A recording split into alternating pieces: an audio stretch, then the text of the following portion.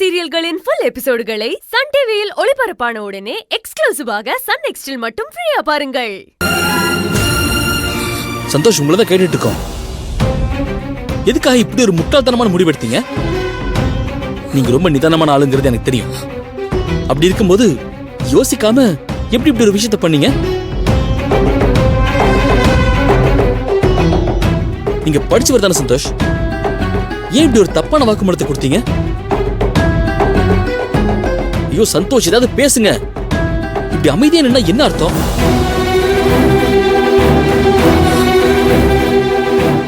நீங்க குடும்பம் தான் உலகம் வாழ்ற மனுஷன். பார்வதி பத்தியோ இல்ல உங்க அப்பா அம்மா குடும்பத்தை பத்தியோ யோசிக்காம நீங்க இப்படி ஒரு வாக்குமூலத்தை கொடுத்திருக்கீங்கன்னா அதுக்கு பின்னால நிச்சயமா ஏதோ ஒரு ஸ்ட்ராங்கான ரீசன் இருக்கணும். அது என்னன்னு தயவு செஞ்சு சொல்லுங்க சந்தோஷ். அப்பதான் எங்களால ஏதாவது ஒன்று பண்ண முடியும். ப்ளீஸ் சந்தோஷ், சொல்லுங்க.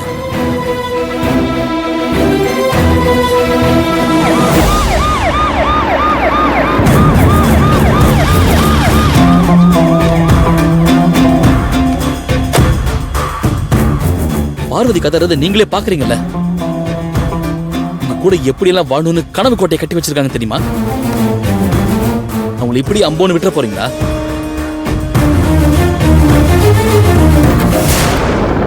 சொல்லுங்க சந்தோஷ். சொல்லுனா என்னத்த சொல்றீங்க? இன்னும் என்னதான் தெரியும் உங்களுக்கு? என்னமோ மீடியா ஆளுங்க மாதிரி சுத்தி நின்று அவனை கேள்வி கேட்டுட்டு இருக்கீங்க. அதான் தெளிவா வாக்குமூலத்துல சொல்லிட்டான்ல, இந்த ராஸ்கல் தான் நிக்கிதாவை கொன்னு இருக்கான். அவ்வளவுதான். இங்க பாருங்க, இவன் கதை இதோட முடிஞ்சது. சாகர வரைக்கும் இவனுக்கு களிதான்.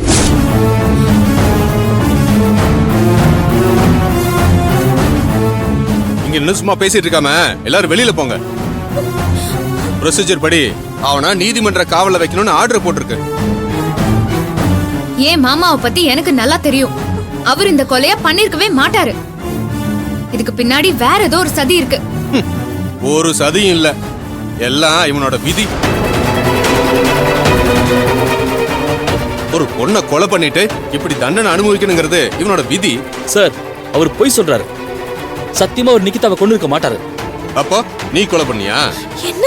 அவன் பண்ணலன்னா நீ பண்ணன்னு ஒத்துக்கோ, அவனை விட்டுறேன். ஏய், கொலை பண்ணது நான் தான் சொல்லி அவனே ஒத்துக்கிட்டான்.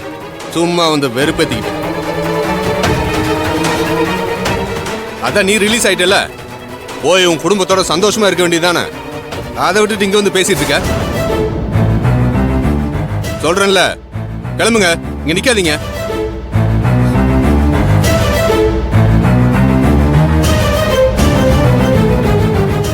மாமா, உங்க அமைதி எனக்கு பெரிய சந்தேகத்தை உண்டாக்குது.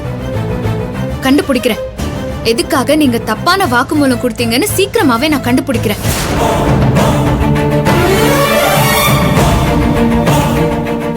அக்கா, வா போலாம்.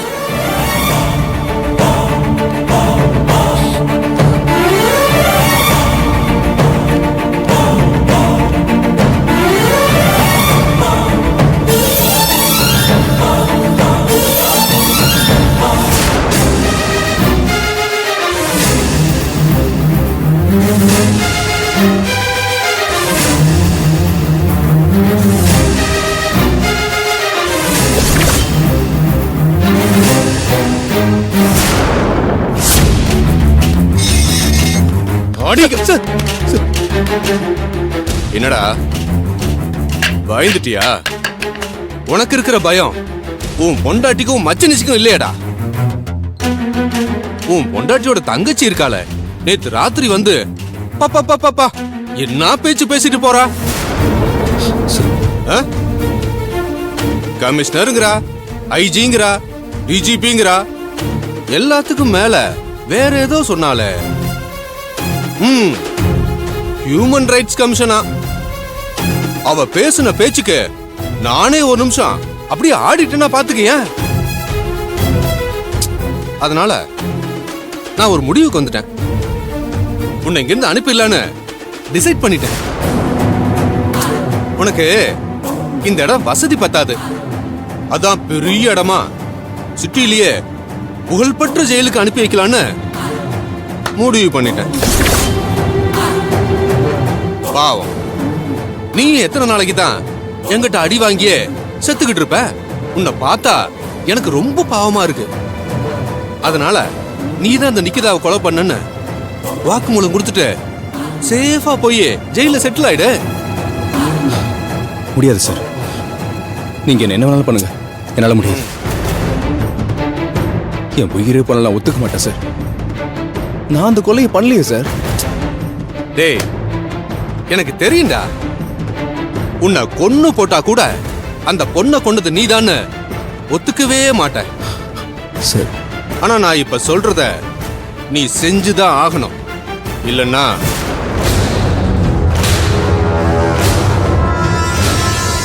டேய் சே, இப்படிலாம் என்ன வில்லன் மாதிரி பார்க்காதடா. நான் ரொம்ப நல்லவன். உன்னை எதுவுமே பண்ண மாட்டேன். நீ எப்படா வெளியே வருவன்னு வழி மேல விழி வச்சு காத்துக்கிட்டு இருக்காங்கல்ல உன் குடும்பம். அவங்கள உன்னால இதுக்கப்புறம் பார்க்கவே முடியாது. ஏய், சும்மா மிரட்டன்னு நினைக்காத. கண்டிப்பா செய்வேன். நான் இப்ப சொல்லும்போது உனக்கு பயம் வரல, ஆனா நடக்கும்போது ஒரு பயம் வரும் பாரு. கோவிலுக்கு போனவன் அம்மா வீட்டுக்கு வர மாட்டாங்க.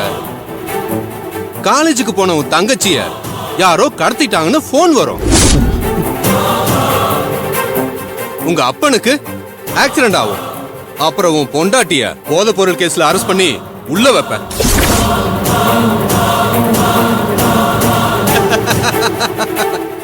என்னடா இவன் போலீஸா இருந்துகிட்டு இப்படியெல்லாம் பேசுறானேன்னு பாக்குறியா?